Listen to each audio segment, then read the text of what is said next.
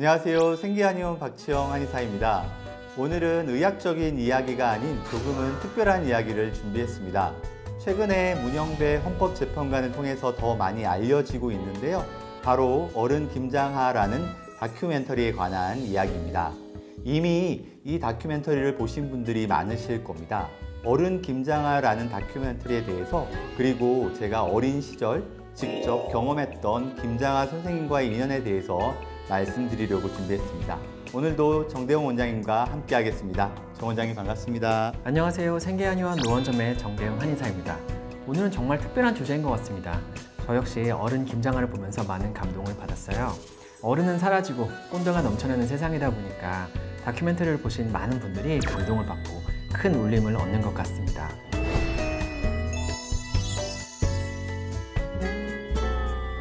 네, 제 고향이 경남 진주인데요. 저는 어린 시절에 잔병치레가 많았습니다. 그래서 건강관리를 위해서 부모님께서 보약을 지어주시곤 했는데요. 그때 보약을 지었던 곳이 바로 김장하 선생님의 남성당 한약방이었습니다. 당시 진주 사람 중에 남성당 한약방에서 보약을 먹어보지 않은 사람이 없을 정도로 무척 유명했습니다. 다큐멘터리를 보면 남성당 한약방의 전경이 나오는데요. 저도 다큐멘터리를 보면서 나중에 시간이 되면 꼭 한번 가보고 싶다는 생각이 들었습니다. 3층으로 지어진 작은 건물이 무척 인상적이었어요. 1층은 한약방으로, 2층은 약재 창고로, 3층은 가정집으로 사용되고 있다고 하는데요. 박 원장님의 기억에 남성당 한약방과 김장하 선생님은 어떠셨는지 궁금하네요. 네, 사실 30년도 더 지난 과거의 기억이라 잘 기억나진 않는데요. 개인적으로 제 인생의 큰 변곡점에서 엄청난 영향을 받았다는 것은 분명합니다. 제가 의대와 한의대를 놓고 진로를 고민할 때가 있었는데요. 정 원장님도 잘 아시겠지만 당시 한의대의 인기가 정말 엄청났죠. 지금으로서는 상상하기도 힘들지만 의대에 들어가는 것보다 한의대에 들어가는 것이 더 어려운 시절이 있었습니다. 그때 한의대를 선택하는 데 있어서 김장하 선생님께 엄청난 영향을 받았던 것 같아요. 아마 당시에 진주에서 한의대에 진학했던 많은 분들이 저와 비슷했을 거라고 생각합니다.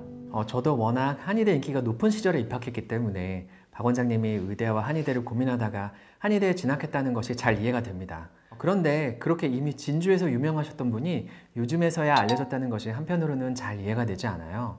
물론 다큐멘터리에서 자세히 다루긴 했지만 여전히 좀 이해가 되지 않는 부분이 좀 있습니다. 네, 그러게 말입니다. 그만큼 자기 자신에게 엄격했던 분 같습니다. 다큐멘터리를 보면 무주상 보시라는 말이 나오죠. 무주상 보시는 불교 용어인데요. 줬다는 마음조차 없이 베푸는 것을 의미합니다. 성경에도 오른손이 한 일을 왼손이 모르게 하라는 말이 있잖아요.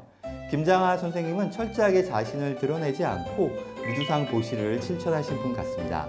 그래서 세상에 알려지기까지 오랜 시간이 걸릴 수밖에 없었던 것 같습니다. 그리고 다큐멘터리 자체도 좀 이상하긴 하죠. 다큐멘터리의 주인공이 인터뷰와 촬영 자체를 거부를 하셔서 제작하는 사람들 중심으로 이야기가 시작됩니다. 저는 이러한 방식의 다큐멘터리를 처음 보는데요. 그런데 오히려 이런 이상한 방식이 김장하 선생님의 선행을 더욱더 돋보이게 만들어줬던 것 같습니다. 네, 사실 진주라는 곳이 인구 30만 정도의 작은 소도시라서 사람들의 말이 정말 많았습니다. 특히 1991년도에 김장하 선생님이 설립한 명신고등학교를 국가에 헌납했을 때는 조용한 진주 시내가 발칵 뒤집혀졌던 것 같아요. 어른들이 술만 드시면 그 이야기를 하셨던 것 같습니다. 1991년 당시 기준으로 100억이 넘는 사립학교 법인이라면 정말 대대손손 잘 먹고 잘 살 수 있을 텐데요. 참 대단하다는 생각이 들었습니다. 저도 다큐멘터리를 보면서 특히 인상적인 장면이 있었는데요. 김장하 선생님의 장학생 중 한 분이 장학금을 받고도 특별한 사람이 되지 못해서 죄송합니다 라고 하자 우리 사회는 평범한 사람들이 지탱하고 있는 거다 라는 말씀이 참 인상적이었어요. 이 장면은 저뿐만 아니라 많은 사람들에게도 감동을 주었던 것 같습니다.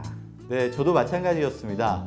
다큐멘터리 자체가 많은 감동을 주었지만 선생님의 그 말씀이 무엇보다 울림이 있었던 것 같아요. 어찌 보면 김장하 선생님은 누구보다도 평범해지기 위해서 노력을 하신 분 같습니다. 엄청난 부를 이룰 수 있었지만 전 재산을 사회에 환원하고, 그리고 엄청난 명예를 누릴 수 있었지만 자신을 드러내는 인터뷰조차 거절하고, 사실 너무나 비범하고 위대하신 분이지만 일생을 평범하게 낮은 곳을 지향했던 분이 아닐까 싶습니다. 다큐멘터리에 문영배 헌법재판관님이 잠깐 등장하시는데요. 김장하 선생님과 관련된 얘기를 하다가 울컥하는 장면도 무척 인상적이었습니다. 나에게 고마울 필요는 없고 자신은 이 사회에 있는 것을 주었을 뿐이니까 혹시 갚아야 한다고 생각하면 이 사회에 갚으라는 말씀은 깊은 감동을 주었습니다. 네, 저도 그랬던 것 같습니다. 저는 다큐멘터리를 보고 문영배 헌법재판관에 관련된 내용을 인터넷에서 검색해 봤는데요. 경남 하동에서 가난한 집안의 아들로 태어나서 진주에 있는 대하고등학교로 진학을 했더라고요. 진주가 서부 경남의 중심지라서 하동이나 산청, 남해, 거제 같은 곳에서 진주에 있는 고등학교로 진학을 하는 친구들이 많았어요. 가난한 집안에서 교복 살 돈조차 없어서 물려받은 교복으로 촬영한 졸업사진도 무척 인상적이었습니다. 문영배라는 이름이 아니라 다른 사람의 이름이 적힌 교복을 입고 촬영한 졸업사진은 사실 요즘 시대에는 상상하기도 힘든 일인 것 같아요. 사람이 뿌리치기 힘든 가장 강력한 욕망이 인정 욕망이라고 하죠. 사람이 돈과 권력을 추구하는 이유는 그 돈과 권력 자체가 주는 매력도 있지만 더 큰 이유는 그것을 소유하면서 남들에게 인정을 받기 때문이라고 하는데요. 김장한 선생님은 그러한 인정 욕망조차 찾기 힘든 분으로 보였어요. 많은 사람들과 함께하는 자리에서 늘 구석 가장자리를 찾아가는 모습도 참 뭉클하게 보았습니다. 아마 한평생을 그러한 모습으로 살아오신 게 아닌가 싶어요. 네, 오늘 영상에서는 의학적인 이야기가 아니라 조금은 특별한 이야기를 주제로 말씀을 드렸습니다. 많은 사람들에게 감동을 주고 있는 어른 김장하라는 다큐멘터리를 소개해드렸는데요. 혹시 아직까지 안 본 분이 계시다면 꼭 한번 시청해 보시길 권해드립니다. 저희는 다음 영상에서 다시 찾아뵙겠습니다. 시청해 주셔서 감사합니다.